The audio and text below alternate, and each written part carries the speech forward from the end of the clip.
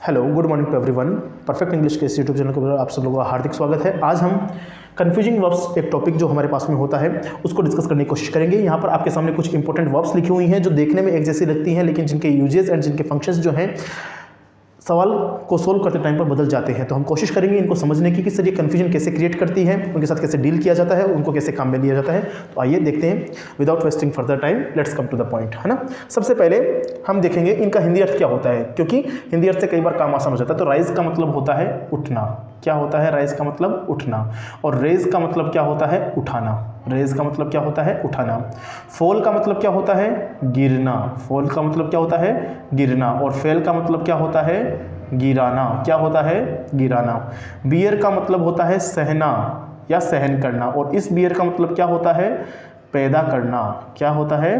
पैदा करना। पहले मैं हिंदी अर्थ लिख देता हूँ सो दैट हमारे को आसानी रहे वर्ब्स को यूज करने की। क्यों? क्योंकि हिंदी अर्थ के हिंदी मीनिंग के अंदर तो हमारे पास बहुत इजीनेस रहती है कि सर उठना उठाना फर्क है। उठना अपने आप से उठना और उठाना कोई हेल्प करके उठाता है, यस और नो। तो उस वजह से हम आइडेंटिफाई कर सकते हैं। लेकिन इंग्लिश के अंदर राइज एंड रेज कहाँ पे आएगा, है ना, कौन सी फॉर्म ऑफ द वर्ब आएगी, वो जरूरी है समझना। तो उसके लिए मैं पहले हिंदी अर्थ बता देता हूँ, उसके बाद हम इसकी प्रैक्टिकल इंप्लीकेशंस पे चलेंगे। ओके, आइए देखिए आगे। फाइंड का मतलब होता है मिलना। क्या होता है? मिलना। और इस फाउंड का मतलब क्या होता है? ढूंढना। क्या होता है? ढूंढना। ओके, ढूंढना। ग्राइंड का मतलब होता है पीसना। ओके। ग्राउंड का मतलब होता है जमीन पर जमीन पर रखना। ग्राउंड का मतलब क्या होता है? जमीन पर रखना। Okay, ground. रेंड का मतलब क्या होता है? चीर फाड़ करना। चीर फाड़ करना। ओके। रेंट का मतलब क्या होता है? किराए पर देना। किराए पर देना। ओके, रेंट देते ना रूम्स। सी का मतलब होता है देखना।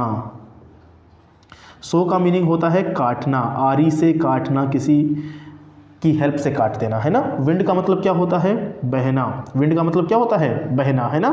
बहना की बजाय मैं ज़्यादा यहाँ पे अच्छे से लिखूँ कि विंड का मतलब होता है हवा, है ना, हवा बहना, हवा बहना। ओके। वुंड का मतलब होता है जख्म या इंजरी, जख्म देना या जख्म होना, जख्मी होना। फ्लाई का मतलब होता है उड़ना। क्या होता है? उड़ना। और फ्लो का मतलब क्या होता है? बहना। ओके। तो सबसे पहले हमने क्या किया, इनका हिंदी अर्थ देखा है कि सर हिंदी अर्थ क्या होता है। राइज का मतलब उठना, रेज का मतलब उठाना, उसके बाद में फॉल का मतलब गिरना, फेल का मतलब गिराना, बियर का मतलब सहना, और बियर का मतलब दूसरी बियर का मतलब होता है पैदा करना, फाइंड मतलब मिलना, फाउंड मानी ढूंढना, ग्राइंड मानी पीसना, ग्राइंडर जिसको आप बोलते हो, राइट। उसके बाद में ग्राउंड का मतलब जमीन पर रखना। नेक्स्ट है हमारे पास में रेंट मानी चीर फाड़ कर देना, रेंट मानी होता है किराए पे देना। After that we have the verb called see. See means what? See means देखना। सो मीन्स आरी से काटना। विंड मीन्स हवा, हवा का एक जो झोंका आता है, विंड। ओके। वुंड मीन्स जख्म, जख्मी होना, इंजर्ड होना। उसके बाद में फ्लाई मीन्स उड़ना, एंड लास्ट वर्ब हमारे पास में कौन सी है? फ्लो मीन्स बहना। अब आप कहोगे कि सर इनके बीच में कन्फ्यूजन कैसे है? कन्फ्यूजन तब आती है जब हम इनके एग्जाम्पल्स करते हैं। अभी मैं एग्जाम्पल आपको बताऊंगा, तब आपको कन्फ्यूजन सहन हो जाएगी, है ना। तब आपको कन्फ्यूजन जो है वो समझ में आएगा, और तब आपको समझ में आएगा कि सर हम इसको कैसे सोल्व करेंगे। Okay, clear. अब देखिए आगे फटाफट से। तो ये तो मैंने लिख दिया इनका हिंदी अर्थ। अब हम क्या करेंगे, हर एक वर्ब जो है हमारे पास, क्योंकि टॉपिक कौन सा है? कन्फ्यूजिंग वर्ब है। हर एक वर्ब का हम लोग क्या करेंगे, V1 तो हमारे पास लिखा हुआ है ना, V2 और V3 लिख लेंगे।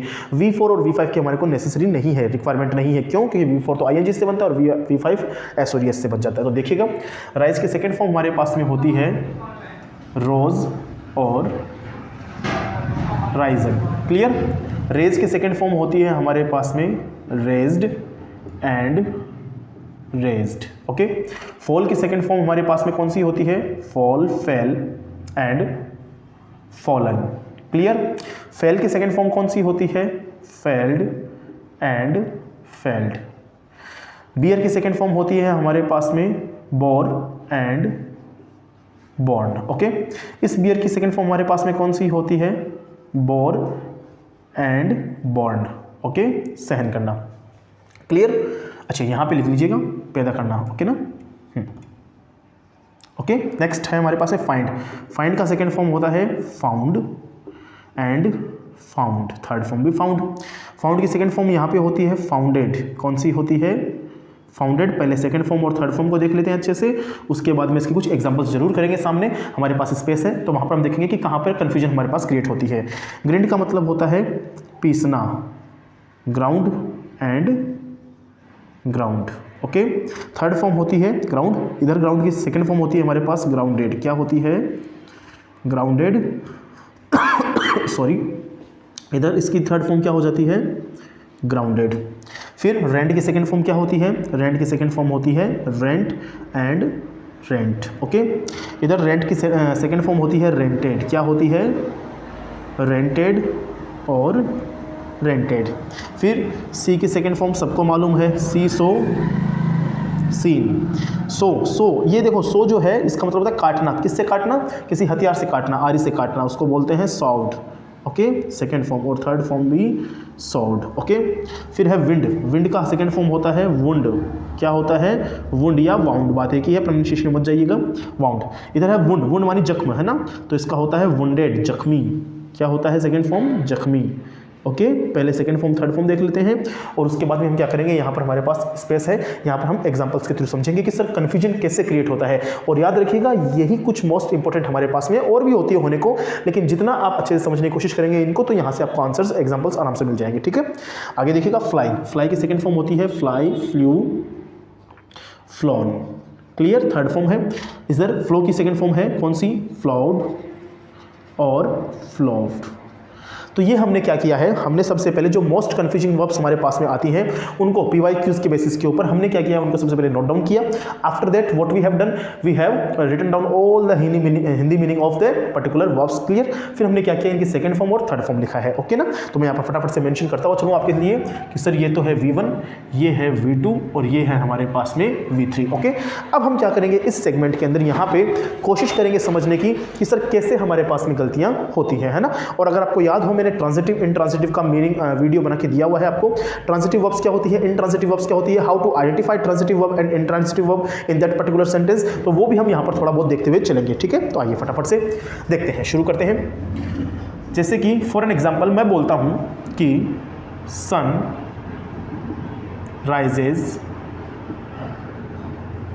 Rises in the east. Okay, sun rises in the east. Clear है?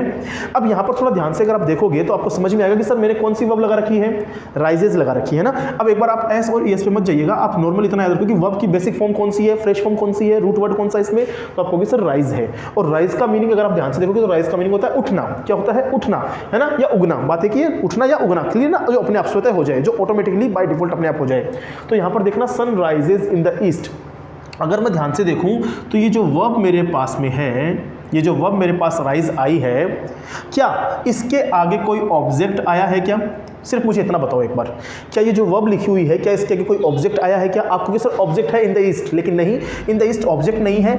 ये द ईस्ट तो ऑब्जेक्ट है, लेकिन इसके बीच में जो बैरियर आ रहा है एक, जस्ट अ मोमेंट,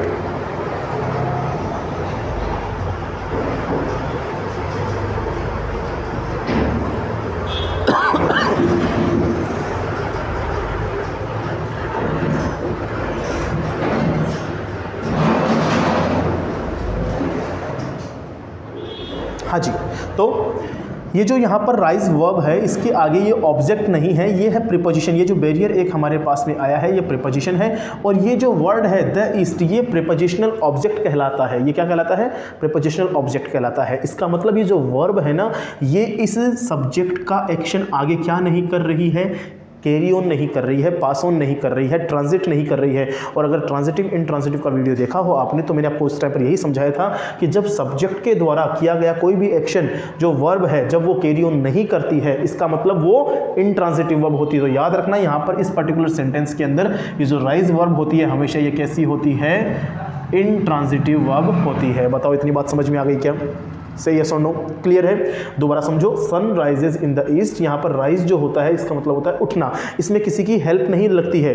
क्या सूरज को आप उगाने जाते हो क्या? क्या सूरज को आप उठाने जाते हो क्या? नहीं ना, वो अपने आप बाय डिफॉल्ट नेचर है, वो अपने आप उठता है। इसका मतलब sun rises in the east, यहाँ पर प्रीपोजिशनल ऑब्जेक्ट है द ईस्ट के साथ में, इन के साथ में द ईस्ट, है ना। और यहाँ पर राइज जो है वो ITV है। क्लियर?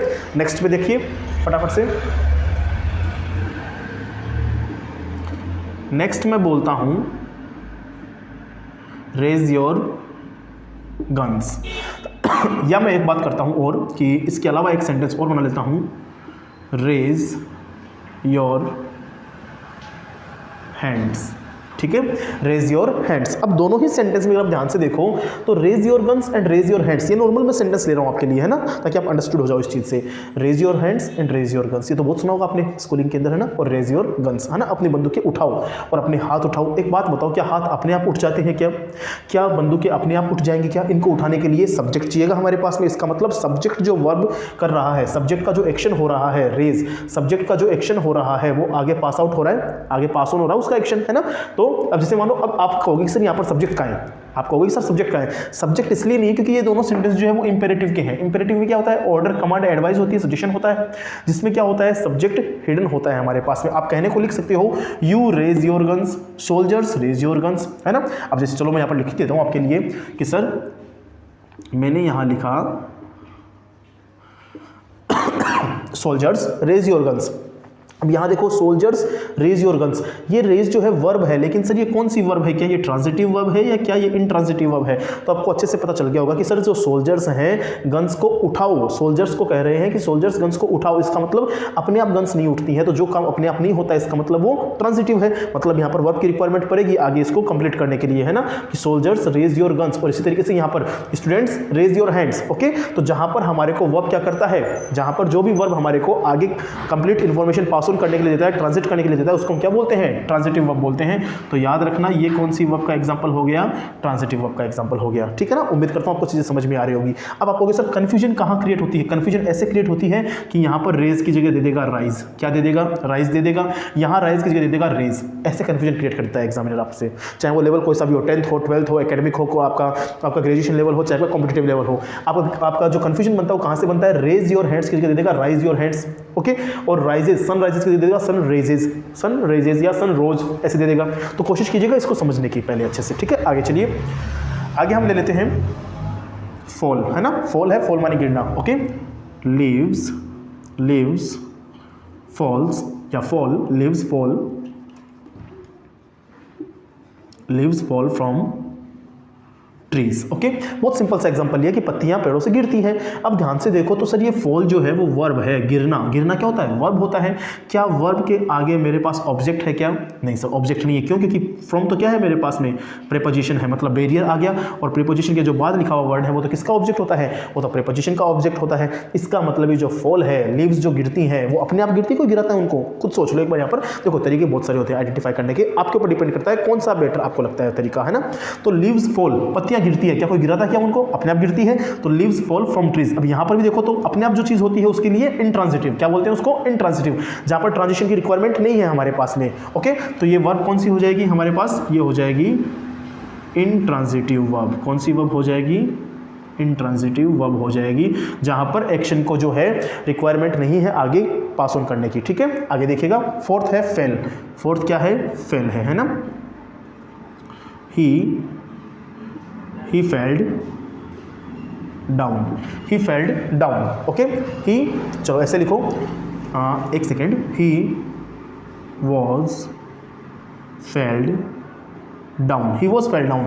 अब ये सेंटेंस तो हमारे पास किसका बन गया? वैसे वो इसका बन गया, लेकिन मेरा मकसद क्या है? सिर्फ समझाना कन्फ्यूजिंग वर्ब्स कैसे होती है। अब यहाँ देखो ये क्या आया है? ये अपने पास वर्ब है ना, ये वर्ब है, फेल्ड मेन वर्ब है अपने पास में, इसका मतलब है अपने को, है ना, मेन वर्ब की थर्ड फॉर्म है। फेल्ड कहाँ है? ये रहा सर वर्ब, है ना, फेल का थर्ड फॉर्म फेल्ड है हमारे पास में। ही वॉज फेल्ड डाउन, है ना, उसको नीचे गिरा दिया गया। अब क्या वो नीचे अपने आप गिर गया कि उसको नीचे गिराया किसी ने धक्का मार के, है ना। तो ही वॉज फेल्ड डाउन, जब उसको नीचे किसी ने गिराया, इसका मतलब ये क्या है? ये ट्रांजिटिव वर्ब है। यहाँ पर क्या है? ये ट्रांजिटिव वर्ब है। कैसी वर्ब है? ट्रांजिटिव वर्ब के रूप में काम करेगी। क्यों? क्योंकि सर जो वर्ब एक्शन को आगे कंप्लीट कैरी ऑन नहीं करती है, पास ऑन नहीं करती है, उसको तो बोलते हैं इंट्रांजिटिव वर्ब, और जो एक्शन को आगे कैरी ऑन कर देती है, पास ऑन कर देती है, उसको हम क्या बोल देते हैं? क्या बोलते हैं उसको? हम बोलते हैं ट्रांजिटिव वर्ब, ओके। तो हमारे पास में ये फॉल जो थी वो कैसी वर्ब थी? फॉल जो थी वो तो थी इंट्रांजिटिव, और जो फेल है वो कैसी है? ट्रांजिटिव वर्ब है, क्योंकि इसके लिए रिक्वायरमेंट है ना, सब्जेक्ट जो है वो एक्शन कर रहा है, सब्जेक्ट जो है वो एक्शन करेगा। सब्जेक्ट यहाँ आएगा ना आगे, he was fell down by me, he was fell down by him, he was fell down by her, okay. तो इस प्रकार से जो भी सब्जेक्ट रहेगा उसके द्वारा इसको गिराया गया होगा, ही को, यस और नो। तो यहाँ पर इस पर्टिकुलर केस में ये ट्रांजिटिव वर्ब का एग्जाम्पल है ना। तो हम सबसे पहले क्या कर रहे हैं? ट्रांजिटिव इंट्रांजिटिव देख रहे हैं, और इसी में देख रहे हैं कंफ्यूजन कैसे क्रिएट होती है। अब यहाँ पर वो फॉल दे देगा, फॉल सेकंड फॉर्म फेल दे देगा, है ना, सिर्फ फेल दे देगा। देखो फॉल की सेकंड फॉर्म फेल है ना, तो वो यहां पर दे देगा सिर्फ ऐसे, he was fail, he was fell down, he was fell down. अब ये फेल डाउन गलत है, फेल डाउन क्या है, गलत है। क्यों? क्योंकि फेल तो क्या है, फर्स्ट फॉर्म होती है गिराना की, लेकिन अपने को तो क्या चाहिए, पैसिव वॉइस के अंदर थर्ड फॉर्म चाहिए, तो हमें क्या लगाना पड़ेगा, ईडी लगाना पड़ेगा। तो इसी तरीके से कंफ्यूजन क्रिएट करके देता है हमारे को एग्जामिनर, तो हमें उस कंफ्यूजन से बचना है, ठीक है। तो यही चीज़ मैंने आपको बताई है, ओके।